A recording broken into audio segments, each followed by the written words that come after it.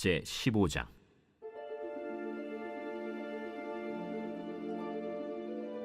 하나님의 영이 오뎃의 아들 아사랴에게 임하시매 그가 나가서 아사를 맞아 이르되, 아사와 및 유다와 베냐민의 무리들아, 내 말을 들으라. 너희가 여호와와 함께하면 여호와께서 너희와 함께 하실지라. 너희가 만일 그를 찾으면 그가 너희와 만나게 되시려니와 너희가 만일 그를 버리면 그도 너희를 버리시리라.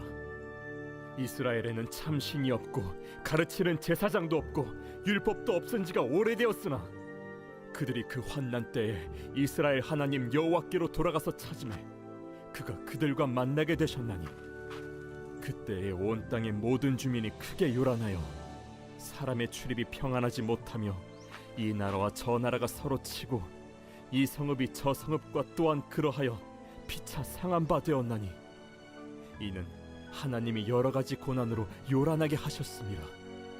그런즉 너희는 강하게 하라. 너희의 손이 약하지 않게 하라. 너희 행위에는 상급이 있음이라. 아사가 이 말 곧 선지자 오뎃의 예언을 듣고 마음을 강하게 하여 가증한 물건들을 유다와 베냐민 온 땅에서 없애고 또 에브라임 산지에서 빼앗은 성읍들에서도 없애고 또 여호와의 낭실 앞에 있는 여호와의 제단을 재건하고 또 유다와 베냐민의 무리를 모으고 에브라임과 므낫세와 시므온 가운데에서 나와서 저희 중에 머물러 사는 자들을 모았으니, 이는 이스라엘 사람들이 아사의 하나님 여호와께서 그와 함께 하심을 보고 아사에게로 돌아오는 자가 많았습니다. 아사왕 제15년 셋째 달에 그들이 예루살렘에 모이고 그날에 노력하여 온 물건 중에서 소 700마리와 양 7,000마리로 여호와께 제사를 지내고 또 마음을 다하고 목숨을 다하여 조상들의 하나님 여호와를 찾기로 언약하고, 이스라엘 하나님 여호와를 찾지 아니하는 자는 대소 남녀를 막론하고 죽이는 것이 마땅하다 하고 무리가 큰 소리로 외치며 피리와 나팔을 불어 여호와께 맹세하매 온 유다가 이 맹세를 기뻐한지라. 무리가 마음을 다하여 맹세하고 뜻을 다하여 여호와를 찾았으므로 여호와께서도 그들을 만나주시고 그들의 사방에 평안을 주셨더라.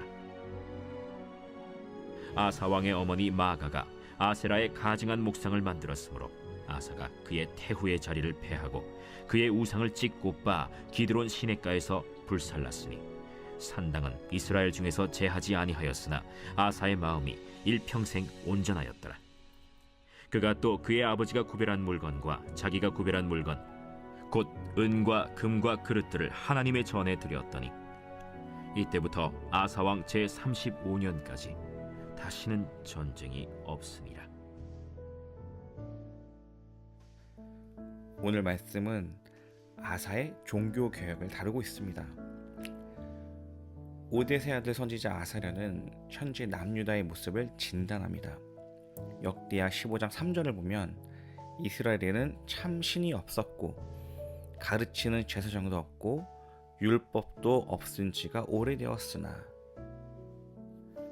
진단 내용을 요약하면 이렇습니다. 첫째, 이스라엘에 참 하나님이 없이 지냈다는 것이죠. 두 번째, 제사장이 가르치지 않았다는 것입니다. 셋째, 율법이 없었다는 것입니다. 이스라엘이 하나님을 예배하지 않았겠습니까? 아닙니다.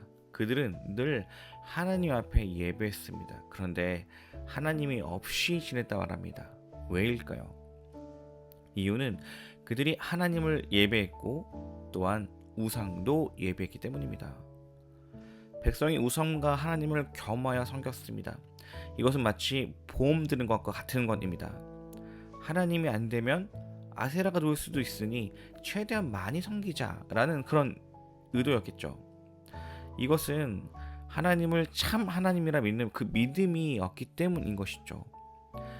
하나님은 반쪽짜리 믿음을 원하지 않습니다.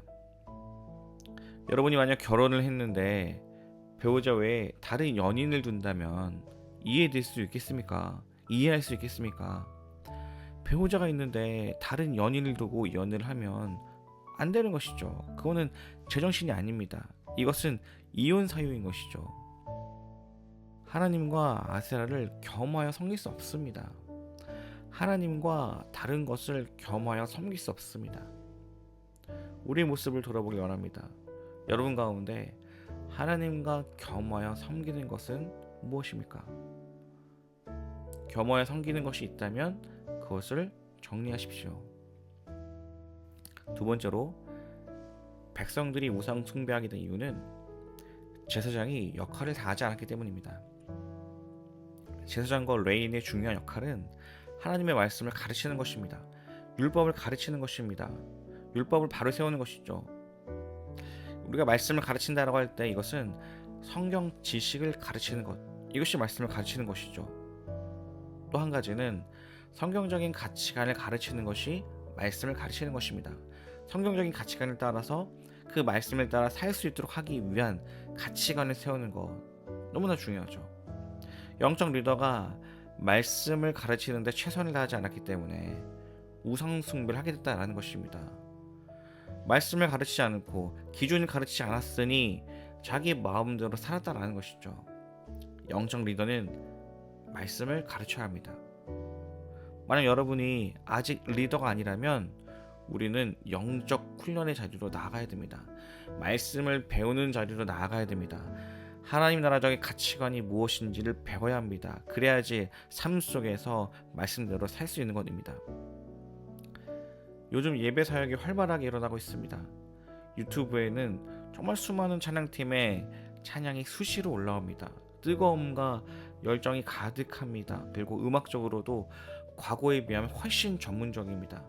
마치 콘서트장에 온 것 같은 화려한 사운드와 조명이 가득합니다. 하나님을 다양한 방식으로 예배하는 것, 열정적으로 예배하는 것, 예배를 세우는 것, 이 예배 사역은 너무나 중요한 사역입니다. 그런데 한편으로 오늘날 젊은 세대의 모습을 보면 찬양에는 뜨겁지만 말씀을 배우는 자리 가운데 나아가는 것은 약한 것 같습니다. 수많은 사람들이 찬양 집회 가운데 나아갑니다. 그런데 말씀을 배우고 훈련하는 자리를 찾는 사람은 드문 것 같습니다. 역대하 15장 3절에 나온 아사의 종교개혁의 핵심은 예배의 회복과 말씀의 회복입니다. 우리는 하나님을 예배하는 것, 즉 뜨겁게 찬양하는 것과 말씀을 배우는 것 사이에 그 균형이 필요합니다. 우리가 찬양을 통해 성령의 임재를 누리는 것과 성령님의 그 조명하심을 통해 하나님의 그 말씀을 깨닫는 그 은혜를 누리는 것이 필요합니다. 이 둘은 서로 균형을 이루어야 됩니다. 여러분의 신앙은 균형적입니까? 여러분들은 주로 찬양을 듣습니까? 아니면 말씀을 듣습니까? 이 둘은 서로 균형을 이루어야 합니다.